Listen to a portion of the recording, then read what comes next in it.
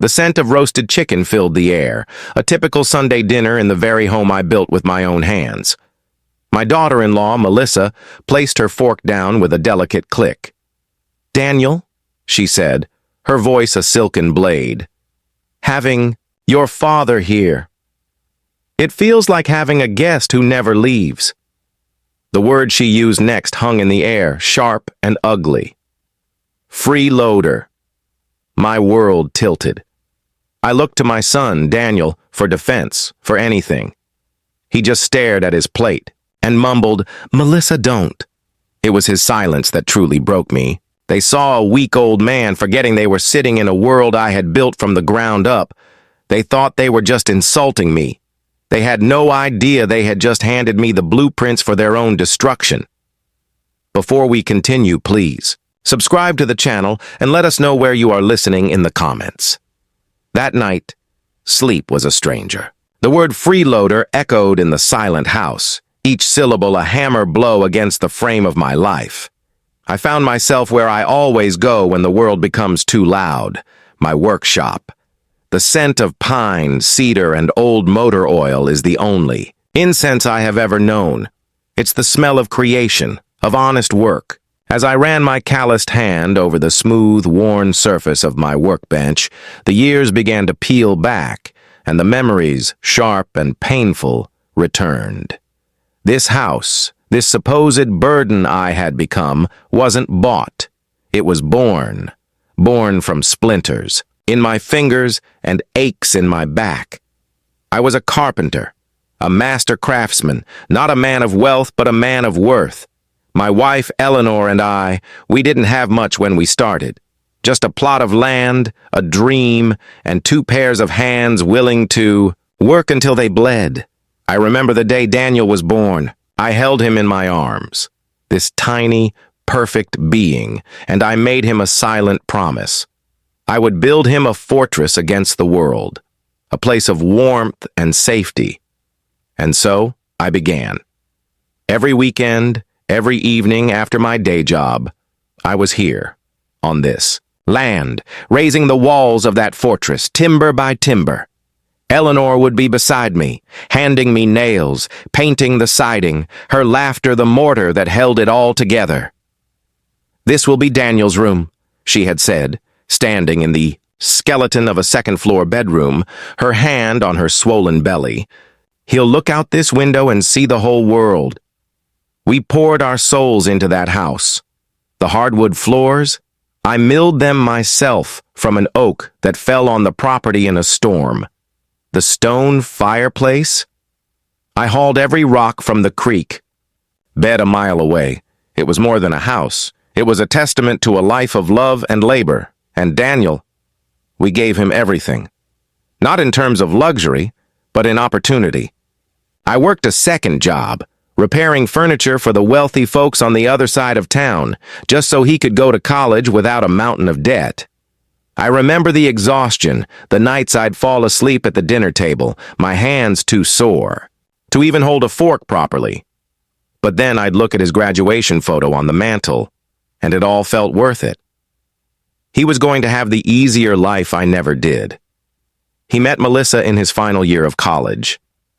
She was polished, ambitious, from a family that had money but, as I would later learn, very little warmth.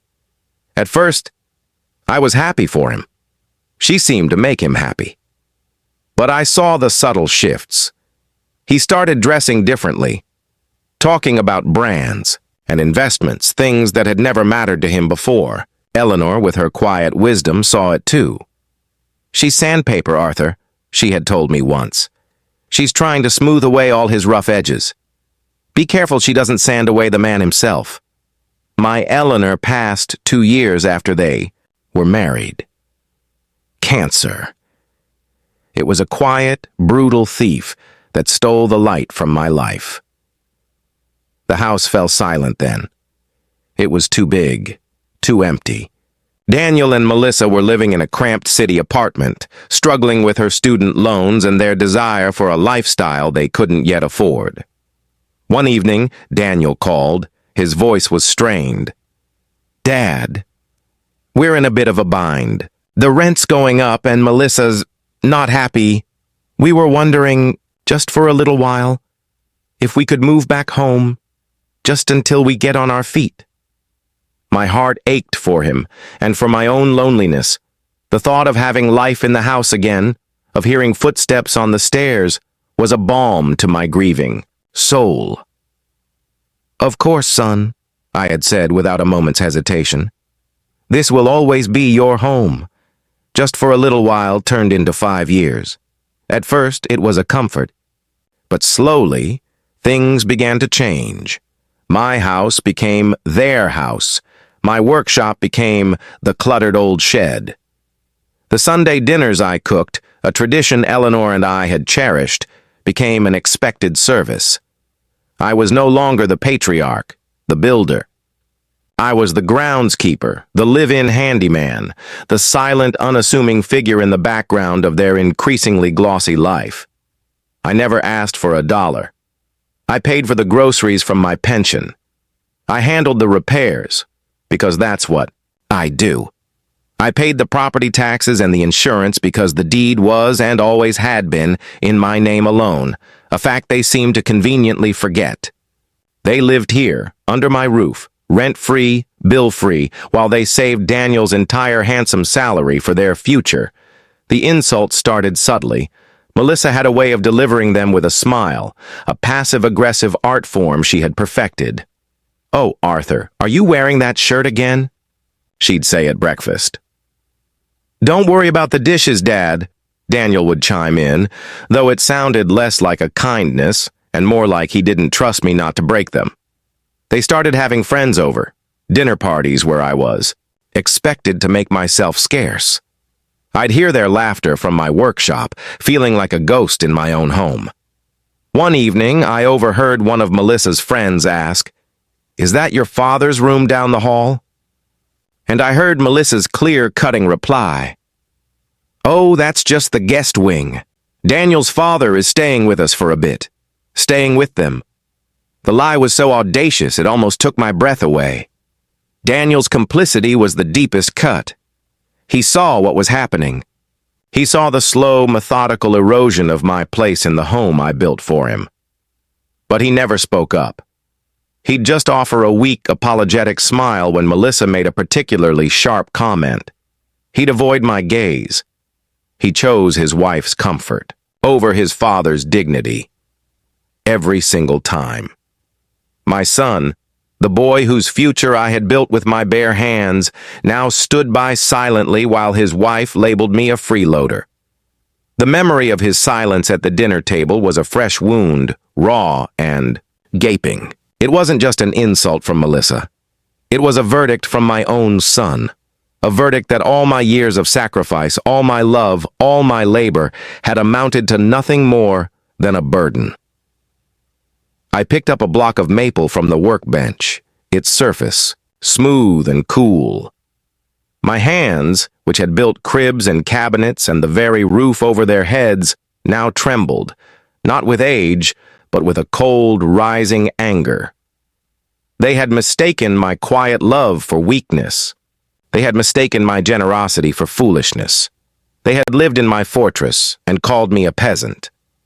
I set the block of wood down. The decision settled over me, not in a wave of hot rage, but with the quiet, deliberate certainty of a master. Plan falling into place. They wanted me gone. They wanted my house. They believed I was a powerless old man, a relic to be cleared away to make room for their modern lives. "Fine," I whispered into the silent workshop. "Let the games begin." My grief was still there, a hollow ache in my chest. But now, it had a new companion, purpose.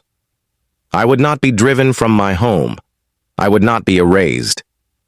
I would simply remind them, with the quiet, devastating precision of a craftsman who had drawn the blueprints, and who, in the end, still held the master key to every single lock. The morning after the freeloader incident, I woke up a different man. The haze of grief and quiet resignation had burned away, leaving behind the cold, hard clarity of a man with a mission. My home was no longer a sanctuary. It was a theater of observation, and I was its sole audience member, watching the final act of my son's marriage unfold. I began my new routine with the quiet discipline of a carpenter measuring a piece of wood before the first cut. I did not confront them. I did not argue. I simply became a ghost in my own home, my presence so familiar and unassuming that they quickly forgot to be guarded around me. My perceived weakness became my greatest strength. They thought I was deaf to their whispers, blind to their ambitions. They were wrong.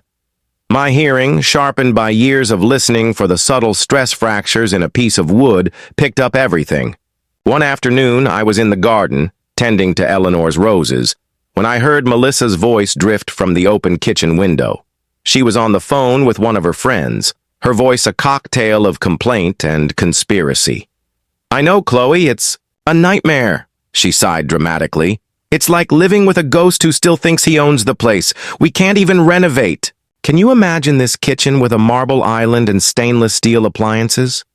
But no, everything has to stay as his mother liked it. A pause. "Don't worry, it's not forever. Daniel is working on him. Once we get the house properly in our name, things will change. It's our future after all. He's had his." I continued pruning the roses, my hands steady, but my heart felt like a block of ice. He's had his.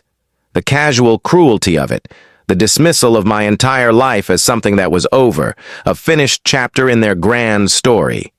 They weren't just waiting for me to leave. They were waiting for me to die. My eyes, trained to spot the smallest imperfection in a joint or a finish, now saw everything.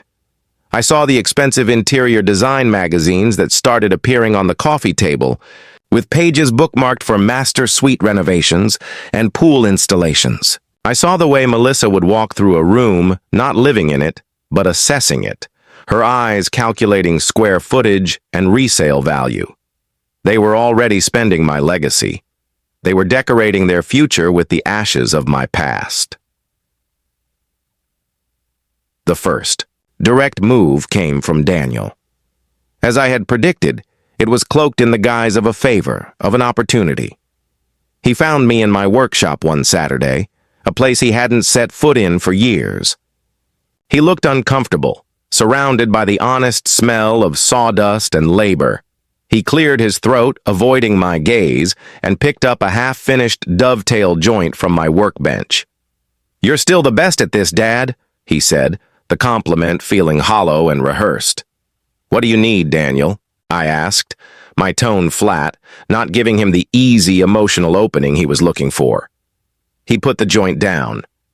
"Well, Melissa and we've been thinking. There's this business opportunity, a franchise. It's a sure thing. But we need capital to get it off the ground. We need a loan." "And the bank turned you down," I stated, not as a question. He winced. "Our credit isn't established enough. Not for the amount we need. But the loan officer said if we had a cosigner, someone with significant collateral, like a fully paid-off property." He finally looked at me, his eyes filled with a desperate, practiced earnestness. "It's just a formality, Dad. A signature. With the house as collateral, they'll approve it in a heartbeat. It's the key to our future. The key to our future." There it was again. A future built on my foundation. A future where I took all the risk, and they reaped all the rewards. He wasn't just asking for a signature. He was asking for my home. The fortress I had built to protect him, he now wanted to offer up on the altar of his wife's ambition. This was the moment, the first real test of my new resolve. The old Arthur would have caved. He would have seen the desperation in his son's eyes and signed, because that's what he had always done. He had always given. But the new Arthur, the man forged in the fire of that one ugly word, freeloader, just looked at his son and saw a stranger. I pretended to consider it, rubbing my chin, playing the part of the slow-thinking old man they believed me to be. "Alone," I mused. "That's a big step, a lot of risk. What if this business of yours fails, son? The bank wouldn't just take your future. They'd take my house. They'd take Eleanor's house. Panic flickered in his eyes. It won't. Fail, Dad. I promise. It's a sure thing. There are no sure things in this life, I said softly, my voice carrying the weight of experience. Except for what a man can build with his own two hands. Let me think about it, Daniel. I need to look at the paperwork, see what I'd be getting myself into. I had just planted the first seed of my counteroffensive. I had given them hope, and hope would make them careless. He left the workshop practically skipping, convinced he had won. That evening I heard him on the phone with Melissa, his voice triumphant. He's considering it. He just wants to see the papers. The old man is cautious, but he'll sign. He's never said no to me in his life. But as they celebrated their impending victory, I was making a phone call of my own. Not to a bank, but to Frank, my oldest friend and the sharpest real estate lawyer in the state. Frank, I said, my voice low. It's Arthur. I need you to do something for me. Quietly. I want you to draw up a full itemized invoice. 5 years of room and board, market rate, add in groceries, utilities, property taxes, everything. I want to see, down to the penny, what it costs to host a freeloader. There was a moment of silence on the other end of the line, then a low whistle. Arthur, Frank said, what are you building over there? I looked around my workshop at the tools hanging silently on the walls, each one an instrument of creation. I'm not building anything, Frank, I replied. I'm preparing for a demolition. My plan was beginning to take shape. It wouldn't be a loud, angry confrontation. It would be quiet, methodical, and devastating. It would be a lesson in economics, in responsibility, in respect. I would use their own weapon, money, against them. They saw me and my home as a financial resource to be exploited. I would simply show them the bill. They wanted me to sign a loan document that would risk my home. I would prepare a document of my own, one that would detail the debt they already owed me. A debt not of money, but of gratitude. A debt they had not paid a single cent towards. The game was afoot, and they had no idea they were no longer playing against a father. They were playing against a master craftsman, and I never make a miscalculation. In the week that followed, the atmosphere in the house grew thick with a toxic, unspoken anticipation. Daniel and Melissa treated me with a cloying, artificial kindness. It was the kindness of a butcher sharpening his knife while soothing the lamb. They saw my request to review the paperwork, not as a hesitation, but as the final, doddering step of an old man before his inevitable capitulation. More coffee, Dad? Daniel would ask, his smile never quite reaching his eyes. Arthur, I saved you the last piece of pie, Melissa would coo, placing a dessert in front of me that was as sweet and as false as her words. They were trying to butter me up for the slaughter. All the while I was quietly fortifying my position. Met with Frank at a quiet diner downtown, a place where old men talk over lukewarm coffee and checkered tablecloths. He slid a thick folder across the table towards me. His face was grim. Here you go, Arthur, he said, tapping the folder. It's all in there. A legal opinion confirming you are the sole unencumbered owner of the property. The deed is ironclad. Eleanor's passing, without a new will, defaulted everything to you. They don't have a legal leg to stand on. I nodded, feeling a small weight lift. And the other thing? Frank sighed, flipping to the back of the folder. And here is the invoice you requested. I had my paralegal run the numbers. 5 years of fair market rent for 2 adults in a house of that size and location, plus estimated costs for utilities, food, and maintenance that you've covered. Arthur, the number is staggering. He turned the page around for me to see. There, at the bottom, in stark black ink, was the total, $78,432.16. I stared at the number for a long time. It wasn't about the money. It was about the principle. It was the quantifiable price of their disrespect. It was the cost of being a freeloader in my own home. "You're holding all the cards, my friend," Frank said, his voice low. "So, what's your next move? An eviction notice? You'd be well within your rights." I shook my head, sliding the folder into my briefcase. "Not yet," I said. "A carpenter doesn't drive a nail with a sledgehammer when a finish hammer will do. The eviction notice is my sledgehammer. First, I need to give them the finish hammer. I need them to fully, completely reveal the depths of their entitlement. I need the proof to be undeniable not just to a court but to my own heart." Frank looked at me, a flicker of concern in his eyes. "Just be careful, Arthur. This isn't wooden nails you're dealing with. This is family." "No, Frank," I replied, my voice quiet but firm. "That's where you're wrong. This is business." Armed. With legal certainty, I returned home to find that Melissa had grown bolder. Emboldened by what she perceived as my imminent surrender, she had begun to treat the house not just as her future property, but as her current project. The subtle placement of design magazines had been replaced by the brazen arrival of contractors. The first one was a landscaper. I was in my workshop when a large truck pulled into the driveway. I watched as Melissa walked a man around the property, pointing, gesturing, talking animatedly. I stepped outside, my hands in my pockets. "Just a friend." "Arthur," she called out, her smile a little too bright. "Just getting some ideas for the garden." But I could hear their conversation as they rounded the corner of the house. "A retaining wall here," the man was saying, "and we could easily fit a 60,000-gallon pool over there." A pool. In the space where I had taught Daniel to play catch. The next day, it was an architect. Again, she introduced him as an old college friend, just visiting. But I saw the blueprints he unrolled on the dining room table. They were plans for a massive extension, a new master wing that would have required demolishing my workshop, my sanctuary. With each new visitor, Daniel's discomfort grew. He would mumble excuses, avoid my eyes, and make himself scarce. He was a willing accomplice, but a cowardly one. He wanted the fruits of the conquest, but he didn't have the stomach to watch the battle. His weakness, I realized, was just as toxic as her greed. The breaking point, the moment the finish hammer finally had to fall, came on a Thursday afternoon. It was a beautiful day, the sun warm on my face. I was in the small garden behind the house, the one Eleanor had planted and tended to with so much love.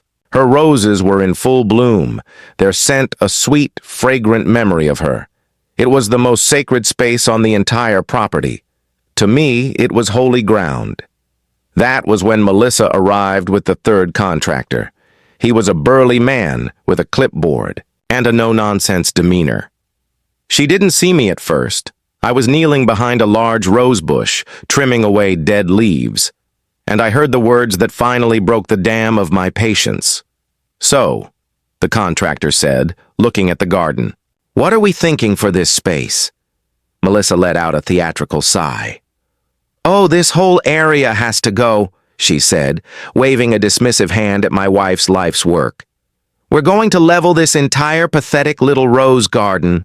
I'm thinking a modern multi-level deck, outdoor kitchen, fire pit, the works, something for entertaining.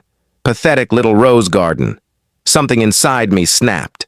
It was a clean, sharp break, like an old piece of timber under too much weight. This was no longer about a house.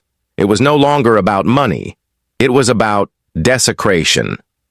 She was planning to bulldoze the last living piece of my wife's soul to build a stage for her vapid social climbing. I stood up slowly, my gardening shears still in my hand. The dirt from the garden was ground into the knees of my trousers and under my fingernails. I walked out from behind the rose bush. Melissa and the contractor stopped talking. Her face paled when she saw the look in my eyes. The gentle, doddering, old man was gone. In his place stood the man who had built the house, the husband who had loved the woman who planted the garden, and he was done being silent. My voice, when it came, was not loud. It was low, calm and packed with the cold, dense weight of absolute authority. "You can leave now," I said to the contractor, my eyes never leaving his. "There will be no work done here. Not today, not ever." The contractor, a man used to dealing with arguments and negotiations, took one look at my face, nodded once, and turned and walked back to his truck without a word. He knew an immovable object when he saw one. Melissa was left standing there, her mouth agape. "Arthur, you can't just—" "I can," I interrupted, my voice still quiet, still deadly. "And I have. This conversation is over, Melissa." I turned my back on her and walked back to my roses, my heart pounding, not with anger anymore, but with the exhilarating, terrifying thrill of a battle finally joined. The line had been crossed, the turning point had been reached. They had attacked my memories. They had threatened my wife's legacy, and they had just made the biggest miscalculation of their lives. They had finally woken the master of the house, and he was about to remind them of the rules. The moment the contractor's truck rumbled down my driveway, leaving a cloud of dust and humiliation in its wake, the Cold War in my house became a declared one. The thin veneer of civility we had been maintaining shattered like cheap glass. Melissa's mask of sweet concern was gone, replaced by a permanent sneer of open hostility. The air grew so thick with resentment you could have cut it with a handsaw. Meals, when we had them together, were silent, suffocating affairs. The only sounds were the scraping of forks on plates and the ticking of the grandfather clock in the hall, counting down the seconds to a confrontation I knew was now inevitable. Melissa would slam cabinets. Daniel would sigh heavily, a constant, theatrical display of his suffering as the man caught in the middle. But he wasn't in the middle. He had chosen his side long ago with his silence. He was a co-conspirator, and his pathetic performative misery earned no sympathy from me. They began to pressure me openly about the loan. The pretense of it being a simple formality was gone. It was now a demand. "Have you looked at the papers yet, Dad?" Daniel asked one evening, cornering me in the hallway. The smell of Melissa's expensive perfume clung to him like a shroud. "I've glanced at them," I said, my voice non-committal. "Glanced?" Melissa's sharp voice cut in from the living room. She appeared in the doorway, her arms crossed, her face a mask of impatience.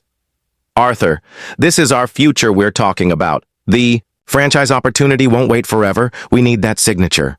"A man should never sign a document he doesn't fully understand," I replied calmly, quoting a piece of advice I had given Daniel on his 18th birthday.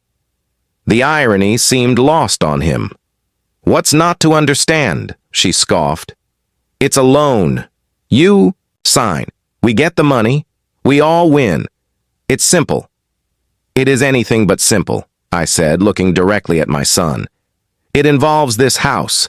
It involves your mother's memory. It involves my entire life's work. No, it is not simple." I walked past them, leaving them standing in the hallway, fuming in my wake. Their frustration was my new shield. I knew they were talking about me constantly, plotting, trying to figure out their next move. They thought they were trying to solve the problem of a stubborn old man. They didn't realize they were already caught in the jaws of a trap they couldn't see. The very next day, I drove to Frank's office. The thick folder he had prepared for me felt like a weapon in my briefcase. We sat in his leather-chaired, wood-paneled office, a place of quiet, unshakable legal power. "They're pushing, Frank," I said, getting straight to the point. "They want my signature on a loan that would put this house at risk." "And you're going to give it to them?" Frank asked, raising an eyebrow. "I'm going to give them something much more valuable," I replied. "A lesson. I need two things from you. First, I want to execute this." I slid a piece of paper across his desk. It was a single page of notes I had scribbled in my workshop the night before. Frank read it, his eyes widening slightly. "An irrevocable trust," he murmured, reading my notes. "The Eleanor Vance Memorial Trust. You want to transfer the house?" "Into it?" "Arthur, Once you do this, the property is locked in. You'll be the trustee, but the house will belong to the trust. It can't be sold. It can't be used as collateral, not without an act of God. That's the point, I said. I'm taking the prize off the table, permanently. I'm protecting Eleanor's memory from their greed. Frank leaned back, a slow smile spreading across his face. It's brilliant. They're playing chess and you're about to flip the entire board over. What's the second thing? I need you to draw up a formal eviction notice, I said, my voice hard as oak. 30 days, legal, binding, and ready to serve. I don't want to use it yet, but I want it ready. The sledgehammer needs to be waiting by the door. Consider it. Done, Frank said, already making notes. When do you plan to tell them? Oh, I'm not going to tell them, I said, a cold, unfamiliar smile touching my own lips. They're going to tell me. I'm going to let them walk right into it. For the next 2 weeks, I became the picture of weary indecision. I would leave the loan documents out on the kitchen table, sometimes with a pen beside them, as if I had been on the verge of signing. I would sigh heavily when they walked into the room. I let them see a man being worn down, a dam about to break. Their aggression grew in proportion to my perceived weakness. Melissa stopped speaking to me altogether, communicating only through Daniel. The house became a pressure cooker. The climax of their campaign came, as I knew it would, during another Sunday dinner. It seemed to be their chosen arena. They had prepared for this. They sat me down like a child about to be disciplined. Dad, Daniel began, his voice taking on a tone of forced, patronizing authority. We need to talk. This has gone on long enough. Melissa and we've been more than patient. Melissa placed a new set of papers on the table, pushing them in front of me. These are new loan documents, she said, her voice sharp and final. Our banker helped us streamline them. It's all standard. We've highlighted the places you need to sign. We are not leaving this table until it's done. It was an ultimatum. The air crackled with it. They were no longer asking. They were demanding. This was the moment I had been waiting for. The moment of their ultimate unbridled arrogance.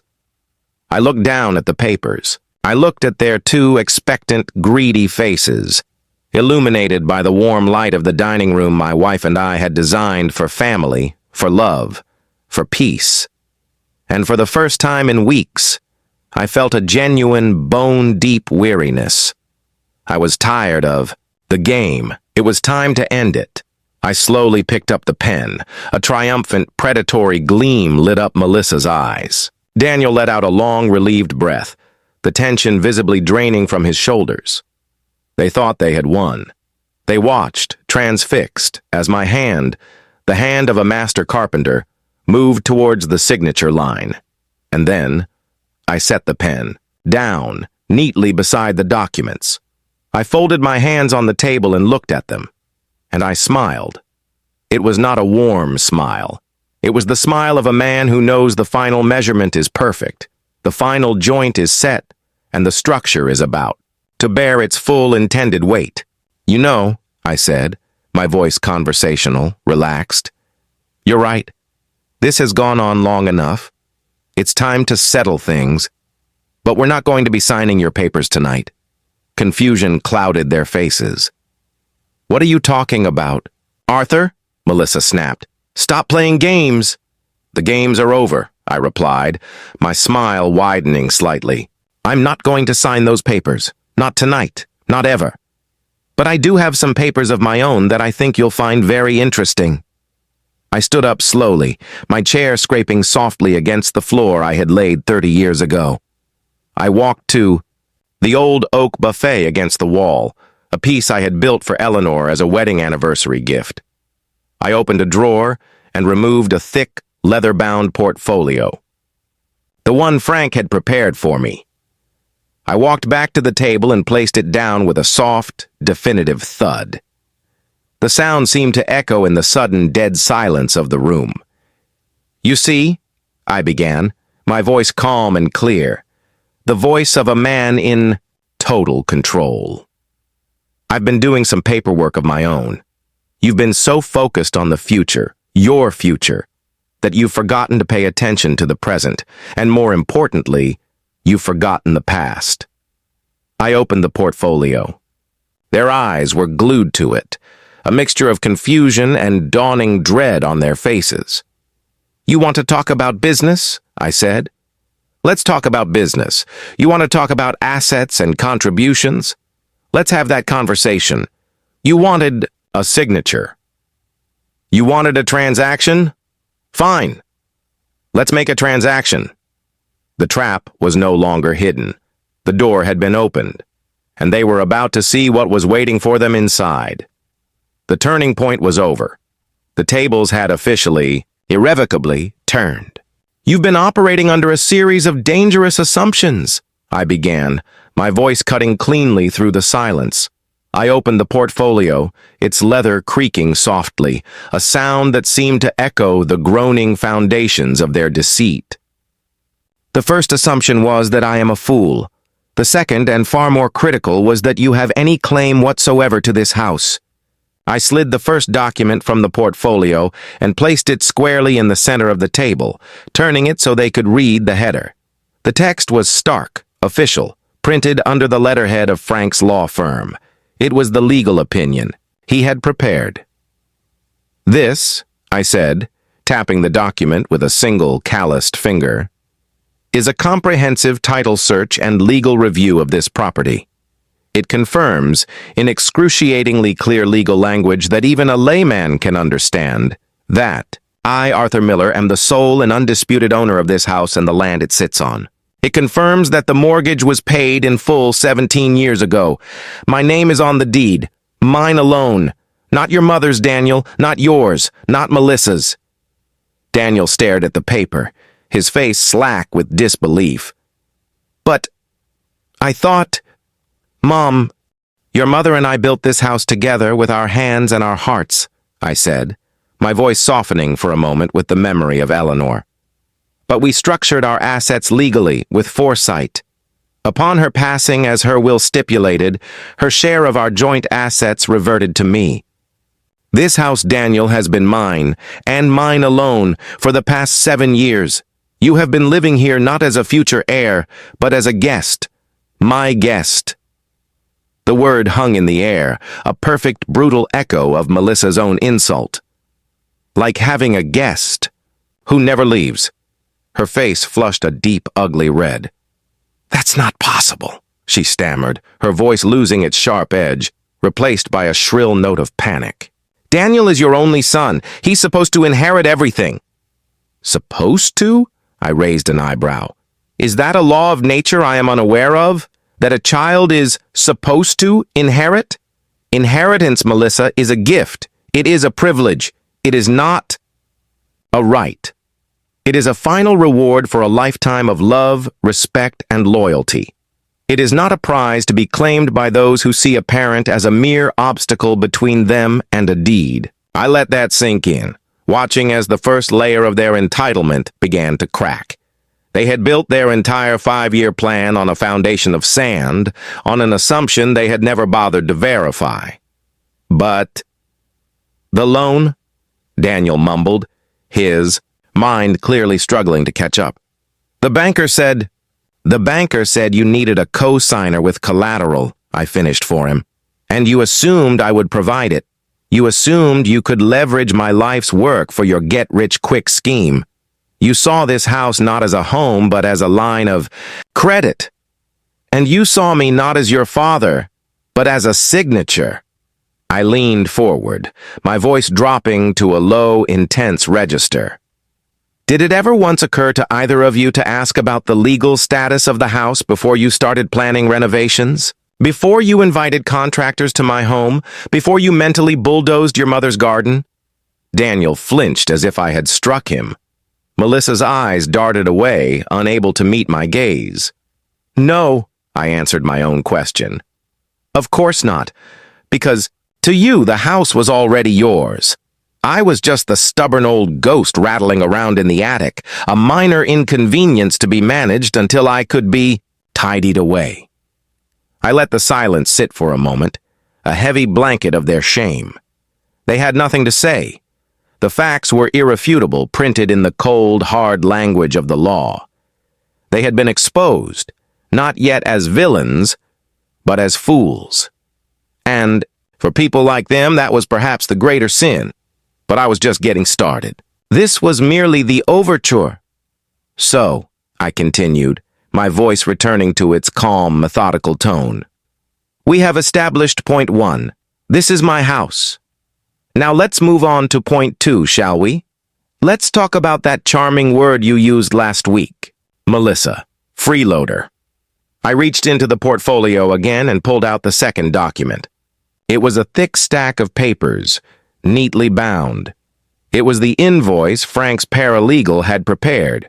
I dropped it on the table with a heavy thud that made them both jump. I found the term illuminating, I said. It inspired me to do some accounting. I am a craftsman, after all. I believe in precision. I believe in knowing the exact cost of things. So, I calculated the cost of your stay here. I flipped open the cover of the invoice. This is an itemized bill for the past 60 months. 5 years.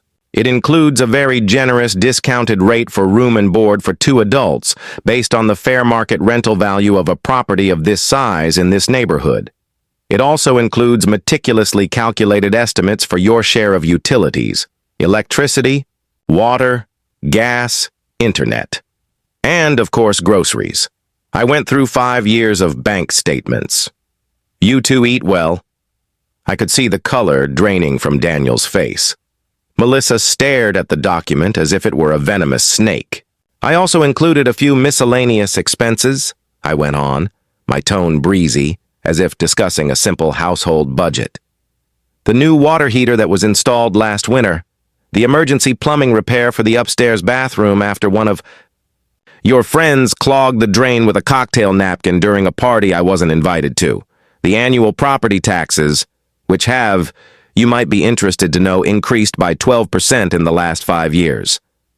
I turned the final page, which contained only a single large bolded number, 78,432 out of 16, I announced, my voice clear and ringing. That, my dears, is the price of freeloading in this house. It is the monetary value of the generosity you have taken for granted every single day for half a decade. Daniel made a small, strangled sound. Dad, you can't be serious. Oh, but I am deadly serious, I replied, my smile gone. I am serious about the meaning of words.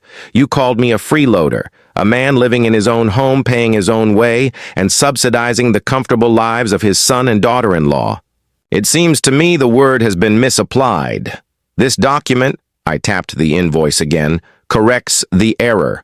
It clarifies with mathematical certainty who the actual freeloaders at this table are. Melissa finally found her voice, a high-pitched, incredulous squeak. This is insane! We're family!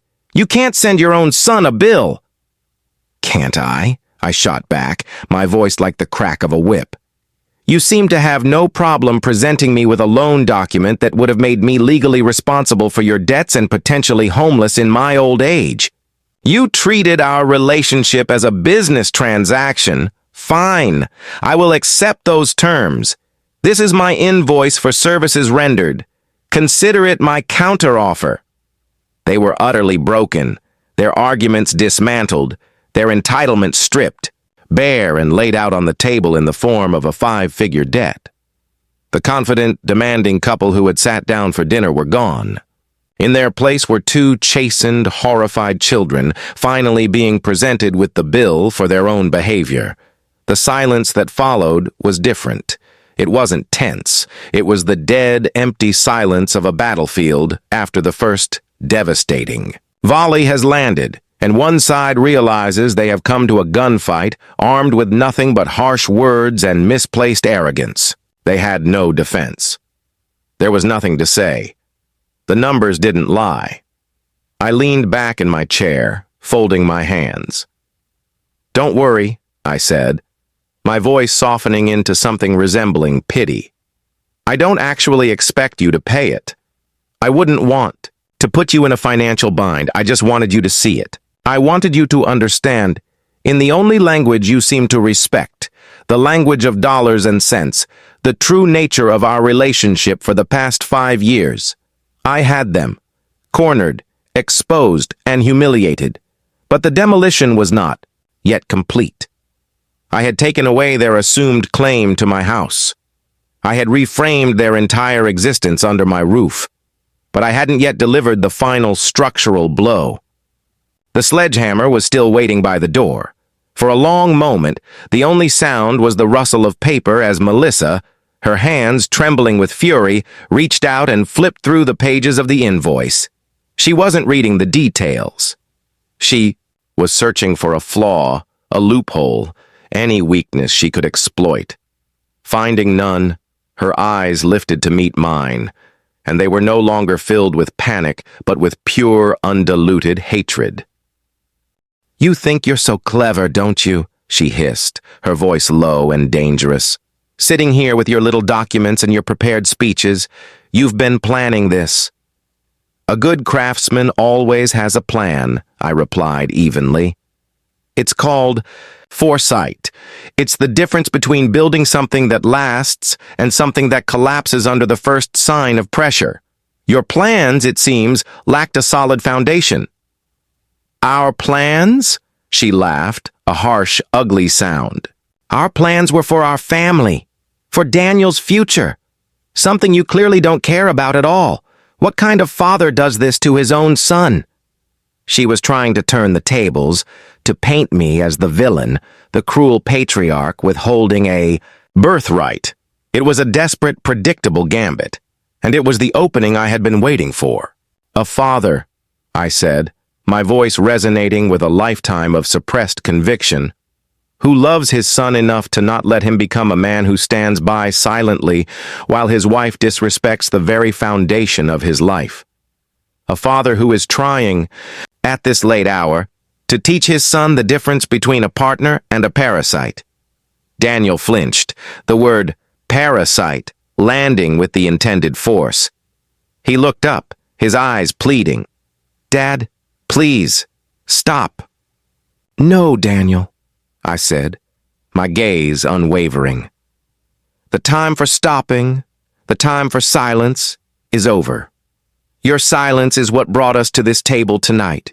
Your silence was your consent to her disrespect, your consent to her ambition, your consent to her plans to level your mother's garden. You stood by and you let it all happen. You are not the man in the middle. You are her accomplice." Every word was a carefully aimed blow, dismantling the pathetic victim narrative he had constructed for himself. He had nowhere to hide. "So, what's your endgame here, Arthur?" Melissa spat, seeing her attempt to manipulate Daniel had failed. "What do you want? You want us to grovel? Apologize? Is that it? You want to humiliate us and then everything goes back to normal?" "My dear girl," I said, a weary sadness in my voice. "You still don't understand. There is no back to normal. Normal was the illusion. This is the reality. And what I want is irrelevant. What matters now is what is going to happen." I reached into the leather portfolio one last time. My hand came out with 2 final documents. I slid the first one across the table towards them. It was another legal document, this one bearing an official-looking seal. "You are correct, Melissa. I have been planning," I said. "While you were busy inviting contractors to estimate the cost of demolishing my life's work, I was having a few conversations of my own. With my lawyer. You see, I came to a realization. This house is more than just an asset. It is a legacy. It is a memorial to the life Eleanor and I built, and to the son I thought I had raised, and a legacy that Precious needs to be protected. Permanently." Daniel picked up the paper, his hands shaking. He began to read, his lips moving silently. Melissa leaned over his shoulder, her eyes scanning the page. I watched as the color drained from both their faces, replaced by a stark, absolute horror. "This," I explained calmly, "is a certificate of title transfer. 2 weeks ago, I transferred sole ownership of this property into a newly created irrevocable trust. The Eleanor Vance Memorial Trust. A trust, Melissa whispered, the words catching in her throat. What does that mean? It means, I said, savoring the beautiful, brutal simplicity of it, that the house is no longer mine to give, Daniel. It is no longer mine to risk. It belongs to your mother's memory now. I am merely the trustee, its lifelong guardian. The trust's charter, which Frank and I drafted with exquisite care, forbids the property from ever being sold or used as collateral for any loan, for any reason. It is to be preserved in its current state, as a family home and a memorial. It is untouchable. The trap had not just been sprung. It had been vaporized. The prize they had been fighting over, scheming for, and humiliating me for, had just vanished into thin air, locked away behind a legal wall far thicker and more impenetrable than any steel door. You can't, Daniel stammered, looking up from the paper, his eyes wide with the shock of a man who has just been checkmated in a game he didn't even know he was losing. I can, and I have, I said. You wanted the house, Daniel. You were willing to risk everything for it. So I did what any loving father would do. I saved you from your own worst impulses. I have protected the house from you. Melissa sank back in her chair, a look of utter, soul-crushing defeat on her face. Her mind, which I could see was spinning at a furious pace, had finally understood the full scope of her loss. There would be no loan. There would be no franchise. There would be no pool, no master wing, no future built on the back of my life's work. Her entire 5-year plan had just been reduced to a worthless pile of paper on my dining room table, but the sledgehammer had not yet finished its swing. There was one final blow to deliver. And that brings me, I said, my voice softening, into an almost gentle tone, to the final piece of business for this evening. I picked up the last document from the table. It was a simple, standard legal form. I slid it across the polished wood, placing it directly in front of my son. Melissa, you were right about one thing, I said, looking at her directly. Her eyes, filled with a mixture of hatred and despair, met mine. You said it was time for you to have your own space. You said it was uncomfortable, like having a guest who never leaves. You complained about the presence of a freeloader under this roof. I agree. The situation has become untenable. A freeloader has no place in a home built on a foundation of love and hard work. I tapped the final document. This, I said to both of them, my voice calm, clear, and absolutely final, is a legal notice of eviction. You have 30 days to vacate the premises, my premises, the premises of the Eleanor Vance Memorial Trust. I want you out of my wife's house. The finality of it hung in the air, absolute and terrifying. It was not a threat. It was not a negotiation. It was a judgment. The game was over, the board was cleared, and the freeloaders had just been handed their notice. The house, my house, was finally, truly coming home. It was Melissa who broke the silence. She didn't speak. She laughed. It was not a sound of humor. It was a terrible, broken, jagged sound torn from the depths of her throat. Eviction? She finally spat, the word dripping with venom. You're evicting your own son? You senile old fool? You'd throw your own blood out on the street? Blood is not a bond, Melissa, I replied, my voice dangerously quiet. It is a biological fact. A bond is forged in respect, in loyalty, in love. You and Daniel have spent the last 5 years systematically dissolving that bond. I am not throwing my son out. I am evicting a tenant who has violated the terms of his lease. The terms were simple: love and respect. You have paid rent on neither. She surged to her feet, her chair scraping violently against the floor. You can't do this! I'll get a lawyer! We'll fight this! We'll tell everyone what you've done, you cruel, vindictive old man! I met her fury with an unshakable calm. I had. anticipated this, the final impotent thrashing of a predator caught in a net. You will do nothing of the sort, I said, my tone flat. And here is why. I reached for my phone, which had been sitting silently on the buffet. I tapped the screen once. A moment later, a small, blinking red light appeared on a discreet speaker hidden in the ceiling. From it, Melissa's own voice began to fill the room. A recording from the day I had overheard her in the garden. It's like living with a ghost who still thinks he owns the place. Don't worry, it's not forever. Daniel is working on him. Once we get the house properly in our name, things will change. He's had his. Melissa froze, her face a mask of horror as her own treacherous words echoed around her.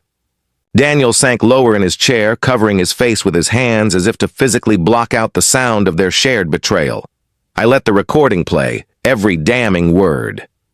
Then came the next one, Daniel's voice this time, from a call he had made to his banker, a call I had also recorded.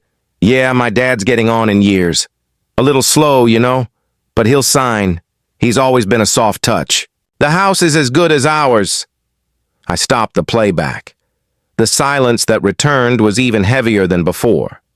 I am a craftsman, Melissa, I said softly.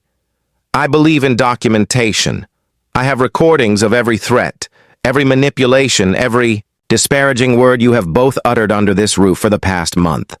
Should you choose to fight this eviction, should you choose to slander my name in this community, I will release them, all of them, to the press, to your friends, to your future employers.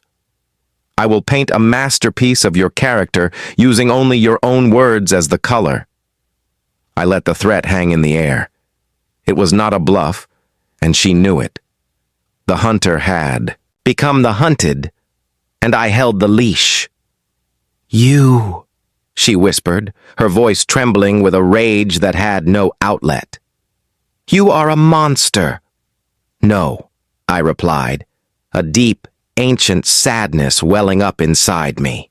I am a father who has finally learned that sometimes the most loving thing you can do for a child is to let them feel the full, crushing weight of their own choices. I have enabled Daniel's weakness his entire life. I have cushioned his falls. I have paid his way, and in doing so I have failed him. I helped create a man who could be so easily led, so easily blinded by a woman who despises the very ground he was raised on. My failure ends tonight. I turned my gaze to my son. He was weeping now, quiet, shuddering sobs of a man whose world had been completely dismantled, not by a cruel father, but by the stark, unavoidable reflection of his own weakness. Daniel, I said, my voice softening, the anger replaced by a father's grief. Look at me. Slowly, he raised his head. His face was a wreck of shame and regret. You had a choice, I told him, my voice aching with the weight of the words. Every day for 5 years, you had a choice.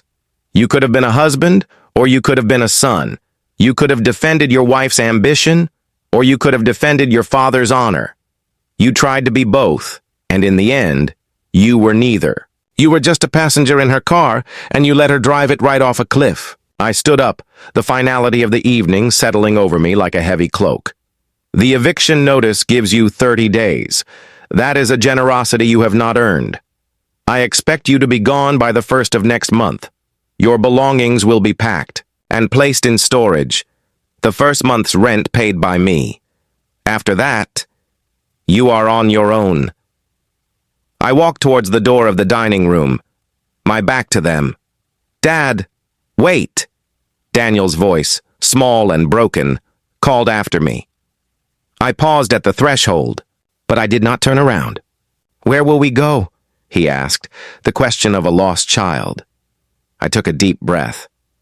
I don't know, son, I replied, my voice devoid of malice, filled only with a terrible paternal sadness. You are a grown man. You have a wife. You have a future. You were so eager to build. I suggest you start laying the foundation, this time with your own hands. I walked out of the room, leaving them there amidst the wreckage of their lives. I didn't look back. I went to my workshop, the one place that was still truly mine, and I closed the door. I could hear, faintly, the sound of Melissa screaming. A long, drawn-out cry of rage and defeat. It was the sound of a structure collapsing, and I, the builder, felt nothing but the quiet, solemn peace of a demolition well done. The house was finally being cleansed, the rot was being cut away, and in the silence that was to come, I knew I could finally begin to build again. The 30 days that followed were a study in deconstruction. Not of wood and plaster, but of a life they had built on a lie. The process of their departure was as ugly and graceless as their time here had been.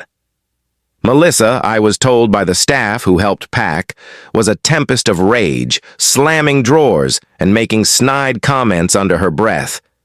Daniel was a ghost, moving through the rooms he grew up, in with a hollow, haunted look in his eyes. He did not speak to me. I did not speak to him.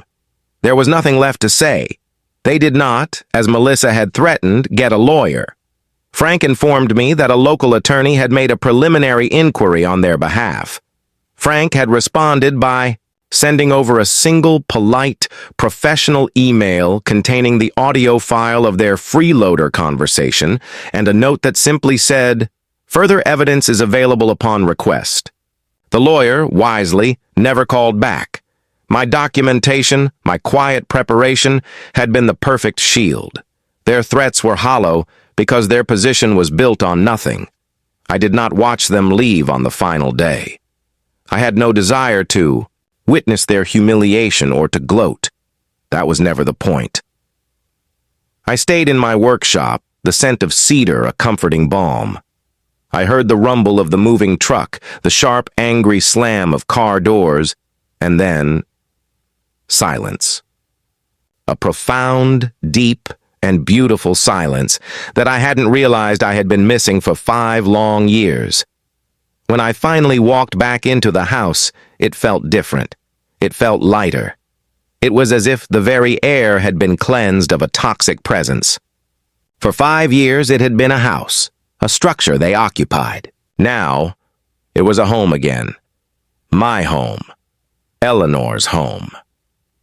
The first few weeks were an adjustment. I wandered through the rooms, reacquainting myself with the spaces they had claimed. I found myself cleaning, not as a chore, but as a ritual. I scrubbed away the faint scent of Melissa's perfume from the master bathroom. I polished the water rings her wine glasses had left on the antique end tables. I rearranged the furniture back to the way Eleanor and I had always liked it. Each act was a small reclamation, a quiet declaration of ownership. One afternoon, I found something they had left behind, tucked away in the back of a closet. It was a framed photo from their wedding. They looked so happy, so full of promise. I looked at my son's smiling face, and I felt a pang of a familiar, ancient grief. Not for the man he had become, but for the boy I had raised, the boy who had gotten so lost along the way. I took the photo out to the workshop, removed it from its gaudy silver frame, and placed it in a simple wooden one I crafted myself.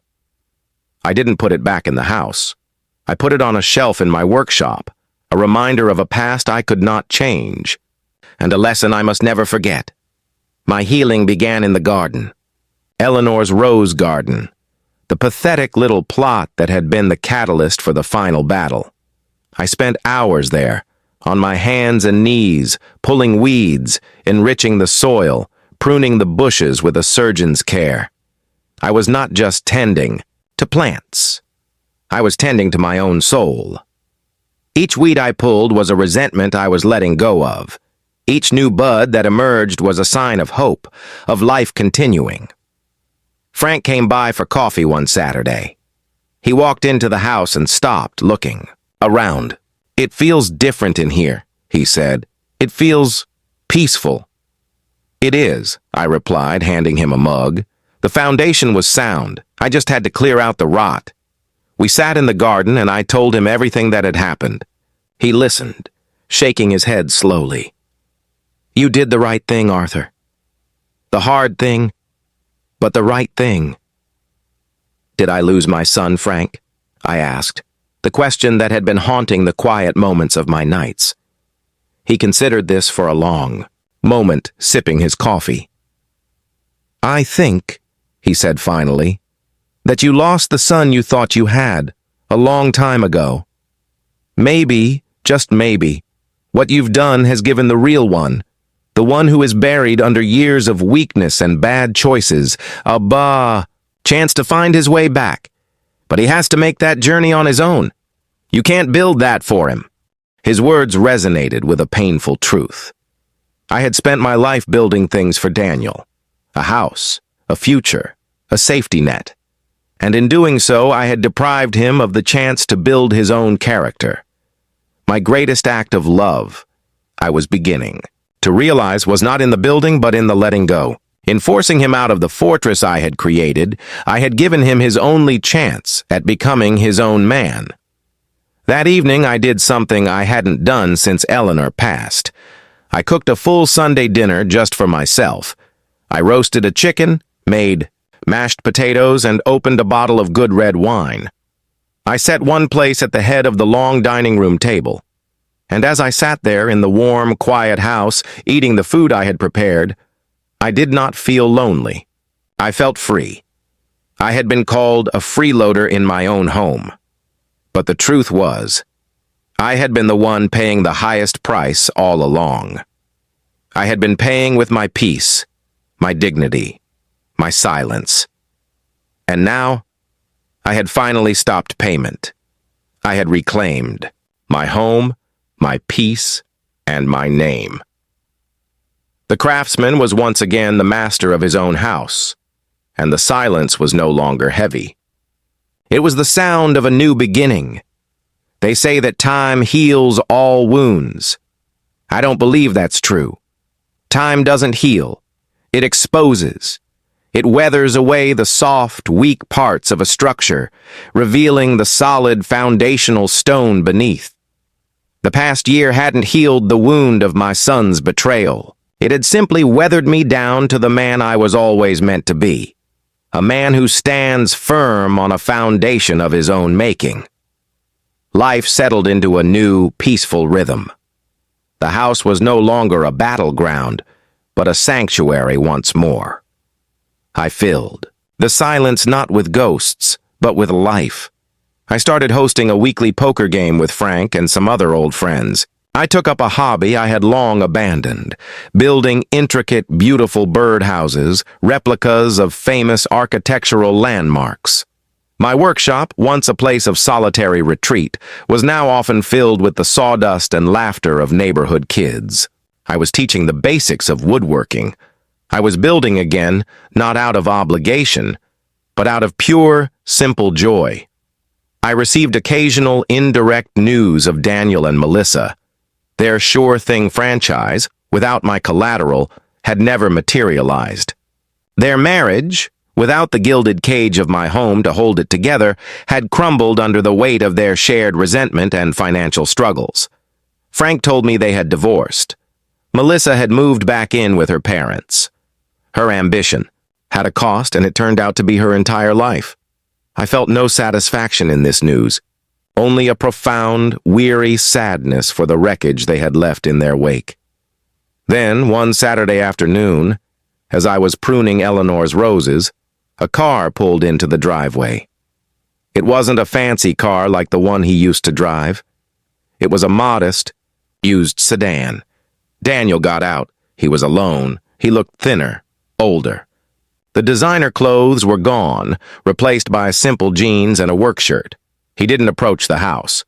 He just stood at the edge of the driveway, looking at the home he had been evicted from. He looked like a man who had finally come to understand the true meaning of the word home, now that he no longer had one. I put down my shears and walked slowly to meet him. I didn't know what I was going to say. I didn't know what I felt. The anger had long since dissipated, leaving behind only the scar tissue of grief. He was the first to speak, his voice quiet, stripped of its old, easy confidence. "Hi, Dad." "Daniel," I replied, my voice even. "The roses look good," he said, his eyes on the vibrant blooms. Mom would have loved them. It was the first time he had mentioned his mother with genuine sentiment in years. "I came to—" he started, then faltered, his gaze dropping to the ground. He took a deep breath. "I came to apologize." "Not to ask for anything. Not for the house, not for money. I needed to say it." He finally looked up, and for the first time since he was a boy, I saw my son. Not the weak, manipulated husband, but the child I had raised. His eyes were clear and filled with a pain that was real and his own. "You were right," he said, his voice cracking. "About all of it. I was a coward. I stood by and I let her. I let everything happen. I was so afraid of losing her. I didn't realize I was losing myself. I lost my way, Dad. I'm so sorry." I listened, my heart a still, quiet thing in my chest. This was not a performance. This was a confession. "I'm working now," he continued, as if needing to report his progress. "At a construction firm. Just a laborer. It's hard work. My hands hurt at the end of the day." He held them up, and I saw the beginnings of calluses, so different from the soft, smooth hands he'd had before. "But it's honest, and at the end of the week I get a paycheck that I earned. It's not much, but it's mine." He had learned the lesson, the one I had tried to teach him his whole life, not with words, but with the example of my own hands. The value of honest labor, the dignity of building something yourself. "I don't expect you to forgive me," he said, his voice thick with emotion. "And I don't deserve to come back here. I just wanted you to know that I finally understand. I understand what this house means. I understand what you gave up for me. And I am so sorry that it took losing everything to finally see it." A long silence settled between us, filled only by the buzzing of bees in the roses. Frank's words came back to me. "Maybe you've given the real one a chance to find his way back." "A man's worth, Daniel," I said softly, "is not measured by the mistakes he makes, but by how he chooses to rebuild after they've been made. You've started laying a new foundation, a much stronger one this time, I think." He nodded, tears welling in his eyes. "Thank you, Dad." I didn't invite him inside. Not yet. It was too soon. The house was still healing, and so was I. But I clapped him on the shoulder, a gesture between a father and a son who were, perhaps, meeting for the first time as men. "Keep working hard," I said. "Keep building." He nodded again, got back in his car, and drove away. I watched him go, and I felt not the joy of victory, but the quiet, solemn hope of a possible redemption. Our relationship would never be what it was, but perhaps, over time, we could build a new one. Something smaller, maybe, but more honest. Something built not on assumptions, but on the hard, solid ground of truth. I walked back into my home, the real lesson of the past year settling over me like the warm afternoon sun. I had set out to teach them a lesson about respect, but in the end, I had been the one who learned the most. I learned that a home is not a structure of wood and nails. It is a structure of respect. And when that respect is gone, the home is already lost, no matter who holds the deed. My so-called revenge was never about punishment. It was about restoration. I wasn't tearing their lives down. I was clearing the rubble so that I, and maybe even my son, could finally build something. True, a carpenter knows you can't build on a rotten foundation, and sometimes you have to demolish the old house completely to save the land it was built on. Thank you for joining us for Arthur's powerful story of dignity and justice. It's a reminder that true strength isn't about how much we can endure in silence, but in knowing when to stand up and reclaim the respect we deserve. Arthur's quiet wisdom and meticulous planning show us that sometimes the most powerful response isn't a loud explosion, but the quiet, methodical work of a master. Craftsman setting things right. What did you think of Arthur's plan? Do you think Daniel deserved a second chance? We'd love to read your thoughts in the comments below. This community is a place for sharing these complex family stories, and your perspective is an important part of the conversation. If you found this story compelling, please give it a like and subscribe to the channel for more tales of justice and personal transformation. Your support is what allows us to continue bringing these important narratives to light. His words resonated with a painful truth. I had spent my life building things for Daniel. A house, a future, a safety net. And in doing so, I had deprived him of the chance to build his own character. My greatest act of love, I was beginning to realize, was not in the building but in the letting go. In forcing him out of the fortress I had created, I had given him his only chance at becoming his own man. That evening I did something I hadn't done since Eleanor passed. I cooked a full Sunday dinner just for myself. I roasted a chicken, made mashed potatoes, and opened a bottle of good red wine. I set one place at the head of the long dining room table. And as I sat there in the warm, quiet house, eating the food I had prepared, I did not feel lonely. I felt free. I had been called a freeloader in my own home. But the truth was, I had been the one paying the highest price all along. I had been paying with my peace, my dignity, my silence. And now, I had finally stopped payment. I had reclaimed my home, my peace, and my name. The craftsman was once again the master of his own house, and the silence was no longer heavy. It was the sound of a new beginning. They say that time heals all wounds. I don't believe that's true. Time doesn't heal. It exposes. It weathers away the soft, weak parts of a structure, revealing the solid foundational stone beneath. The past year hadn't healed the wound of my son's betrayal. It had simply weathered me down to the man I was always meant to be. A man who stands firm on a foundation of his own making. Life settled into a new, peaceful rhythm. The house was no longer a battleground, but a sanctuary once more. I filled the silence not with ghosts, but with life. I started hosting a weekly poker game with Frank and some other old friends. I took up a hobby I had long abandoned, building intricate, beautiful birdhouses, replicas of famous architectural landmarks. My workshop, once a place of solitary retreat, was now often filled with the sawdust and laughter of neighborhood kids.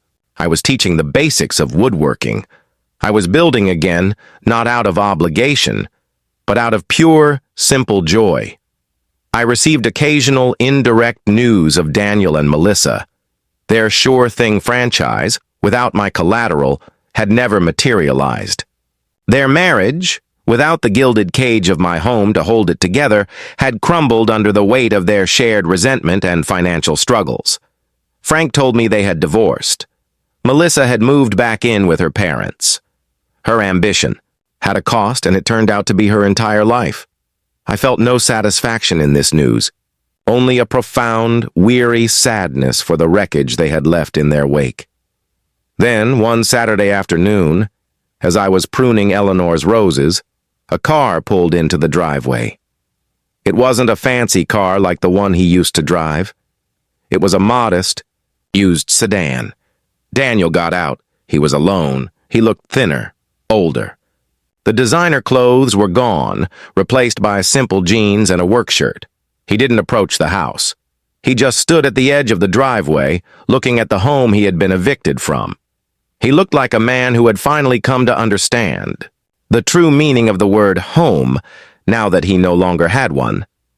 I put down my shears and walked slowly to meet him. I didn't know what I was going to say. I didn't know what I felt. The anger had long since dissipated, leaving behind only the scar tissue of grief. He was the first to speak, his voice quiet, stripped of its old, easy confidence. "Hi, Dad." Daniel, I replied, my voice even. The roses look good, he said, his eyes on the vibrant blooms. Mom would have loved them. It was the first time he had mentioned his mother with genuine sentiment in years. I came to... He started, then faltered, his gaze dropping to the ground. He took a deep breath. I came to apologize. Not to ask for anything. Not for the house, not for money. I needed to say it. He finally looked up, and for the first time since he was a boy, I saw my son. Not the weak, manipulated husband, but the child I had raised. His eyes were clear and filled with a pain that was real and his own. You were right, he said, his voice cracking. About all of it. I was a coward. I stood by and I let her. I let everything happen. I was so afraid of losing her. I didn't realize I was. Losing myself. I lost my way, Dad. I'm so sorry. I listened, my heart a still, quiet thing in my chest. This was not a performance. This was a confession. I'm working now, he continued, as if needing to report his progress. At a construction firm. Just a laborer. It's hard work. My hands hurt at the end of the day. He held them up, and I saw the beginnings of calluses, so different from the soft, smooth hands he'd had before. But it's honest, and at the end of the week I get a paycheck that I earned. It's not much, but it's mine. He had learned the lesson, the one I had tried to teach him his whole life, not with words, but with the example of my own hands. The value of honest labor, the dignity of building something yourself. I don't expect you to forgive me, he said, his voice thick with emotion. And I don't deserve to come back here. I just wanted you to know that I finally understand. I understand what this house means. I understand what you gave up for me. And I am so sorry that it took losing everything to finally see it. A long silence settled between us, filled only by the buzzing of bees in the roses. Frank's words came back to me. Maybe you've given the real one a chance to find his way back. A man's worth, Daniel, I said softly, is not measured by the mistakes he makes, but by how he chooses to rebuild after they've been made. You've started laying a new foundation, a much stronger one this time, I think. He nodded, tears welling in his eyes. Thank you, Dad. I didn't invite him inside. Not yet, it was too soon. The house was still healing, and so was I. But I clapped him on the shoulder, a gesture between a father and a son who were, perhaps, meeting for the first time as men. Keep working hard, I said. Keep building. He nodded again, got back in his car, and drove away. I watched him go, and I felt not the joy of victory, but the quiet, solemn hope of a possible redemption. Our relationship would never be what it was, but perhaps, over time, we could build a new one. Something smaller, maybe, but more honest. Something built not on assumptions, but on the hard, solid ground of truth. I walked back into my home, the real lesson of the past year settling over me like the warm afternoon sun. I had set out to teach them a lesson about respect, but in the end, I had been the one who learned the most. I learned that a home is not a structure of wood and nails. It is a structure of respect. And when that respect is gone, the home is already lost, no matter who holds the deed. My so-called revenge was never about punishment. It was about restoration. I wasn't tearing their lives down. I was clearing the rubble so that I, and maybe even my son, could finally build something. True, a carpenter knows you can't build on a rotten foundation, and sometimes you have to demolish the old house completely to save the land it was built on. Thank you for joining us for Arthur's powerful story of dignity and justice. It's a reminder that true strength isn't about how much we can endure in silence, but in knowing when to stand up and reclaim the respect we deserve.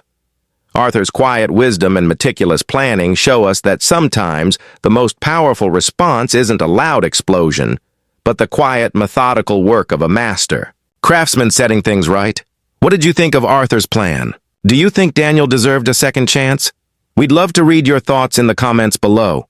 This community is a place for sharing these complex family stories, and your perspective is an important part of the conversation.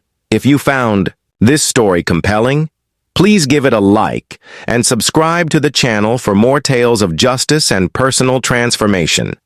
Your support is what allows us to continue bringing these important narratives to light.